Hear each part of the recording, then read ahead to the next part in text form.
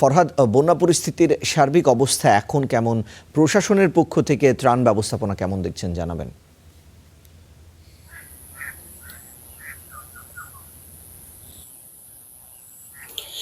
রিশান, আপনি যেমনটা বলছিলেন যে আসলে বিভিন্ন জায়গায় কিন্তু বন্যা কবলিত হয়েছে। মৌলভীবাজারের মনু তীরবর্তী যে এলাকাগুলো রয়েছে সেই এলাকাগুলো নদী ভাঙ্গনে প্লাবিত হয়েছে বিভিন্ন এলাকা। মৌলভীবাজার যে মনু নদী রয়েছে সেই মনু নদের 3টি পয়েন্টে কিন্তু ভেঙে গিয়েছে সাম্প্রতিক বন্যায়, এবং এই ভেঙে যাওয়ার কারণে কিন্তু লোকালয়ে পানি প্রবেশ করেছে। এই ভেঙে যাওয়া যে বাঁধটি, সেই বাঁধটি আমার পিছনেই দেখতে পাচ্ছেন।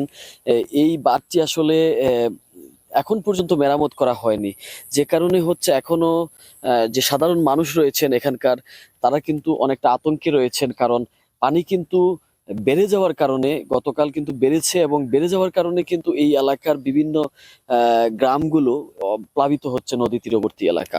তো আমরা আসলে এখানকার যে পানি উন্নয়ন বোর্ডের কর্মকর্তা যিনি রয়েছেন, খালিদ বিন অলিদ, তার সাথে আমরা কথা বলেছিলাম। তিনি আমাদেরকে জানিয়েছেন যে এই বাঁধগুলো মেরামতের কাজ চলছে, যদিও যেহেতু পানি হঠাৎ করে বেড়ে গিয়েছে, পানি নেমে যাওয়ার পর সেখানে আবার বাঁধ মেরামতের কাজ শুরু হবে।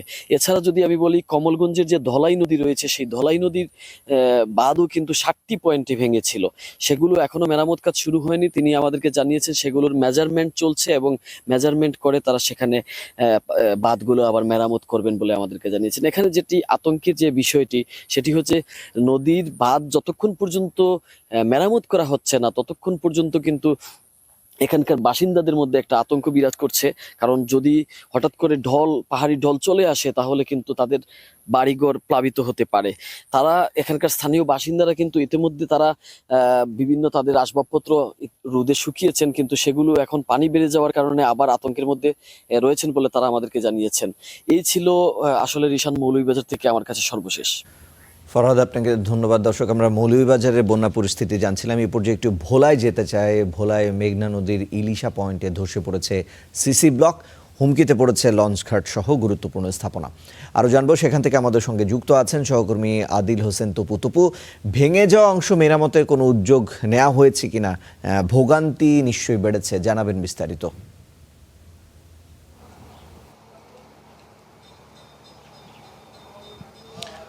রিশান, ভোলার ইলিশা এই পয়েন্টটি হচ্ছে ভোলার একটি গুরুত্বপূর্ণ পয়েন্ট।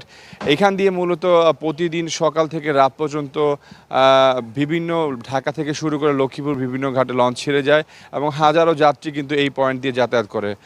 শুধু লঞ্চ ঘাট নয়, এখানে মাছঘাটও রয়েছে, আছে পাশে বেশ কিছু ইউনিয়ন, সরকারি বেশ কিছু প্রতিষ্ঠান, সব কিছুই এখন এই সিসি ব্লক ধসের কারণে হুমকির মধ্যে পড়েছে। গত বুধবার দিন রাত থেকে কিন্তু এই সিসি ব্লক ধস দেখা দিয়েছে, এবং এখনও পর্যন্ত সেই ধস অব্যাহত রেখেছে, এবং এর ফলে কিন্তু ইলিশাবাসী নয়, শুধু ভোলাবাসী এখন আতঙ্কের মধ্যে রয়েছেন। ইতিমধ্যেই একটি ঘাট, যেই লঞ্চ ঘাট দিয়ে যাত্রীরা যাতায়াত করে থাকেন, সেই লঞ্চ ঘাট একটি ঘাট কিন্তু বন্ধ করে দেওয়া হয়েছে, ফলে যাত্রী দুর্ভোগ কিন্তু এখানে চরম বেড়েছে। নদীর পানি যেরকম বেড়েছে, ঠিক সেইভাবে পল্টনগুলো আসলে পল্টনের জায়গা ঠিকমতো রাখতে পারছে না, ফলে যখন লঞ্চগুলো যাত্রী আসা যাওয়া করে, তখন তারা অনেক দুর্ভোগের মধ্যে পড়ছেন। অনেকেই কিন্তু দুর্ঘটনার মধ্যেও অনেকেই পড়তে হচ্ছে।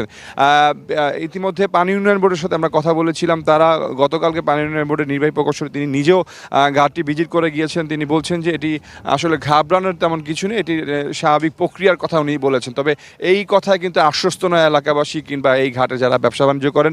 ব্লক ধসের কারণে কিন্তু দোকানপাটগুলো ইতিমধ্যে সরিয়ে নিয়েছেন অনেকটা। যারা ব্যবসা বাণিজ্য করেন এই ঘাট কেন্দ্রিক, তাদের ব্যবসা কিন্তু একরকম বন্ধ হওয়ার উপক্রম। তো সেই ক্ষেত্রে তারা বলছেন এই সিসি ব্লক ধস ঠেকানোর জন্য অচিরেই যেন পানি উন্নয়ন বোর্ড দ্রুত ব্যবস্থা নেয়, সেটি দাবি জানিয়েছেন। আমরা একটু স্থানীয়দের সাথে একটু ছোট করে কথা বলতে চাই। আপনারা এই সিসি ব্লক ধসের কারণে কি ধরনের ঝুঁকিতে আছেন? সিসি ব্লক ধসের কারণে আমরা খুব আতঙ্কিত আছি। এখানে অনেক ব্যবসা প্রতিষ্ঠান আছে, তারপরে মনে করেন এখান থেকে 25 মিটার আছে হইলো আপনার এই যে বেড়িবাঁধ। এই বেড়িবাঁধ যদি ভেঙে যায়, তাহলে আমাদের ভোলা জেলার পুরো বিশাল একটা হুমকি হয়ে যাইব। বিশাল একটা বাজার প্রতিষ্ঠান এখানে আছে, এখান থেকে প্রতিদিন 20,000-25,000 মানুষের আপ ডাউন হয় এই ঘাটের কারণে। আমরা শুনছিলাম যে এই ঘাটটি কত গুরুত্বপূর্ণ, তবে সেই ক্ষেত্রে এটি অচিরে এটি সংস্কার করা হলে ভালো হয়। 2023 এবং 24 সালেও কিন্তু এই ঘাটে সিসি ব্লক ধস দেখা দিয়েছিলেন, এবং এইখানে প্রায় 2021 সালের দিকে 335 কোটি টাকা 4 কিলোমিটার টেকসই বেড়িবাঁধ সিসি ব্লক দ্বারা একটি প্রকল্প নেওয়া হয়েছিল, এবং সেটি এখন পর্যন্ত আছে। এবং এটি যদি টেকসই করা যায় তাহলে হয়তো বা এইখানকার সিসি ব্লক ধস কিছুটা রোধ করা যাবে, তাহলে কিছুটা স্বস্তিতে থাকতে পারবেন এই ইলিশাবাসী। ভোলার ইলিশা লঞ্চঘাট থেকে এই ছিল আমার কাছে সর্বশেষ খবর। রিশান। তবু আপনাকে ধন্যবাদ। দর্শক, আমরা বন্যা পরিস্থিতি সম্পর্কে জানছিলাম।